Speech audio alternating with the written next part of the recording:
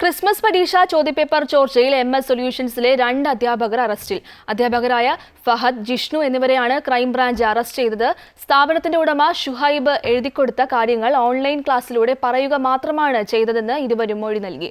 അതേസമയം വ്യക്തതയ്ക്കായി കൂടുതൽ ചോദ്യം ചെയ്യാനാണ് അന്വേഷണ സംഘത്തിന്റെ നീക്കം. SSLC +1 ക്രിസ്മസ് ചോദ്യപേപ്പർ ചോർച്ചയിൽ സംസ്ഥാനത്തെ ആദ്യ അറസ്റ്റാണ് ഇന്നുണ്ടായത്.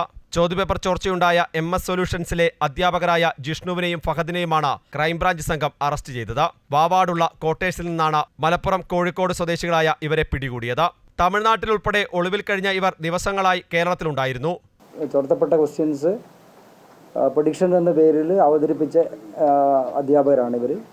രണ്ടാം പ്രതി, നമ്മുടെ കേസിൽ രണ്ടാം പ്രതി ഫഹദും മൂന്നാം പ്രതി ജിഷ്ണുവാണ്. ഈ ഫഹദ് ഇംഗ്ലീഷ് പഠിപ്പിക്കുന്ന അധ്യാപകനാണ്, ജിഷ്ണു മാത്സ് പഠിപ്പിക്കുന്നതാണ്. ചെറിയൊരു ഇടയ്ക്ക് കിട്ടിയ ഗ്യാപ്പിൽ ഇവർ മാറി മാറി താമസിച്ചുകൊണ്ടിരിക്കുകയായിരുന്നു. അവർ കേരളത്തിന് പുറത്തും തമിഴ്നാട്ടിലും കർണാടകയിലൊക്കെ പല സ്ഥലങ്ങളിലായി താമസിച്ചിട്ടുണ്ട്. അവസാനം ആണ് നമുക്ക് കേരളത്തിലെത്തിയെന്ന് മനസ്സിലായത്. ഇവിടെ എത്തിയെന്ന് ചോദിച്ച വിവരം കിട്ടുകയും അവർ പിന്നെ ഫോളോ ചെയ്യുകയും ചെയ്യാറുണ്ടായത്. അങ്ങനെയാണ് നമ്മൾ കണ്ടുപിടിച്ചത്. കേസിലെ ഒന്നാം പ്രതിയും MS സൊല്യൂഷൻസ് ഉടമയുമായ മുഹമ്മദ് ഷുഹൈബാണ് ചോദ്യങ്ങൾ പറഞ്ഞു തന്നതെന്നും ഷുഹൈബ് എഴുതിക്കൊടുത്തത് അതേപടി ഓൺലൈൻ ക്ലാസ്സിൽ അവതരിപ്പിക്കുക മാത്രമാണ് ചെയ്തെന്നുമാണ് പ്രതികൾ അന്വേഷണ സംഘത്തോട് ഇതുവരെ പറഞ്ഞിട്ടുള്ളത്. എന്നാൽ പൂർണ്ണമായും അന്വേഷണ സംഘം ഇത് മുഖവിലക്കെടുത്തിട്ടില്ല. പരീക്ഷയിൽ വരുന്ന ചോദ്യത്തിന്റെ അതേ മാതൃകയിൽ ക്രമ നമ്പർ പോലും തെറ്റാതെയാണ് ഓൺലൈൻ ക്ലാസ്സുകളിൽ ചോദ്യങ്ങൾ അവതരിപ്പിച്ചത്. അതുകൊണ്ട് തന്നെ ഷുഹൈബിനെ കൂടി കിട്ടിയാൽ മാത്രമാണ് ഇക്കാര്യങ്ങളിൽ കൂടുതൽ വ്യക്തത വരികയുള്ളൂ. നിലവിൽ കേസിലെ ഒന്നാം പ്രതിയായ ഷുഹൈബ് ഒളിവിലാണുള്ളത്.